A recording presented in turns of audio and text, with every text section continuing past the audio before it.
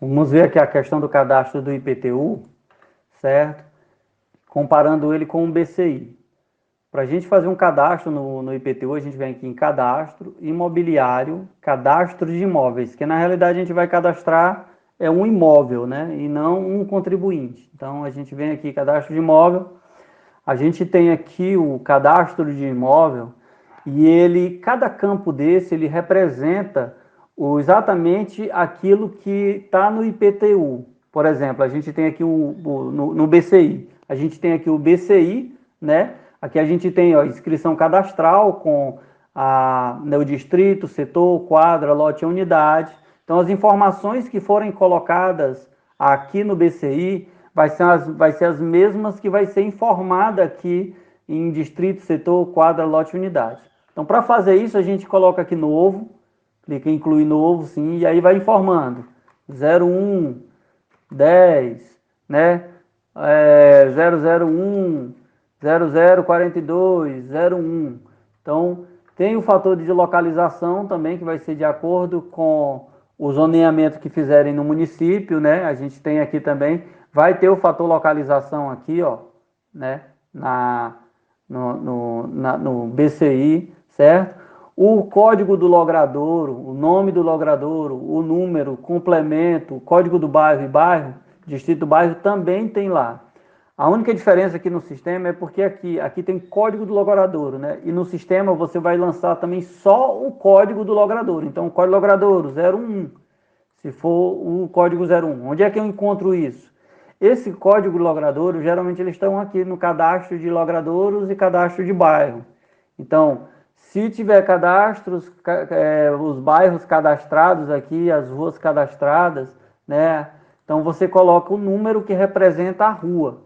Caso você não saiba, você pode tirar um relatório dos logradouros e aí você tira aqui um relatório, por exemplo, dos bairros. Você visualiza aqui um relatório dos bairros, imprime para ficar com eles em mão, para depois digitar o código quando for pedir lá no BCI. E também o dos logradouros. Você pode vir aqui e imprimir os logradouros e aí ficar com ele em mão, né? Para quando você for imprimir, quando você for informar aqui no número do logradouro e o número do bairro, você só digitar o número, né? O CNPJ ele não é campo obrigatório, você pode colocar. Bom seria se o contribuinte tivesse o CPF ou o CNPJ. E o nome do contribuinte que você vai colocar aqui manualmente, que é o mesmo que tem lá no BCI. Tem aqui nome do proprietário. Aqui no BCI nem tem o campo CPF, né? Mas era bom se tivesse o campo CPF. Esse endereço para correspondência é o mesmo aqui de cima. Pode até mudar, né? O sistema ele tem uma opção aqui que você pode enviar os IPTUs para endereços por os correios. Ele faz uma geração de produção de arquivos postais do IPTU. Então, se você fizer um convênio com os correios, você pode exportar esse arquivo e os correios eles mesmos ficam responsáveis de criar os boletos e de entregar os boletos nas residências. Então, por isso que tem essa questão aqui do logradouro do imóvel e do logradouro para envio, para endereço, né? Porque às vezes, dependendo do tipo de contrato do imóvel, se o imóvel for de aluguel, por exemplo, às vezes o endereço do imóvel é um, mas o endereço para quem é mandado o IPTU é outro, certo?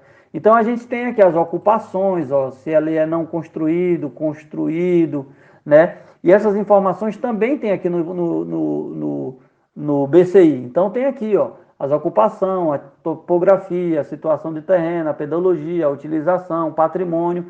E todas essas informações você vai informando aqui no sistema, né? Você vai colocando aqui né?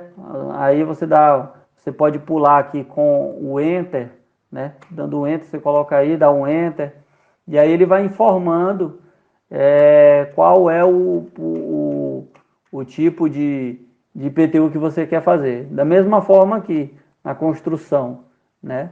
Quando você for informar da edificação, você vai lá dando os enter lá e informando o tipo do mesma numeração que tiver sido marcada aqui no BCI, certo? Então, todas essas informações que tem aqui no sistema, também tem aqui nesse papel aqui do BCI, que fica na prefeitura quando faz o cadastramento do municipal, certo? Os serviços urbanos, a dimensão da área da unidade, que é a área do terreno, a área da unidade, que é a área da construção, né? Eu posso colocar aqui a área da construção, se ele tem 2 pavimentos, no pavimento que são os andares, né? Você tem 1, 2, 3 andares, testada do imóvel, que é a frente do imóvel lá, né? Então você vai dando essas informações da mesma forma que está aqui no BCI, né? Que tem as testadas do imóvel e tal. Então pronto, feito isso, você salva aqui, se todos os campos estiverem direitinho, ele faz o cadastro do imóvel, certo? Então era isso.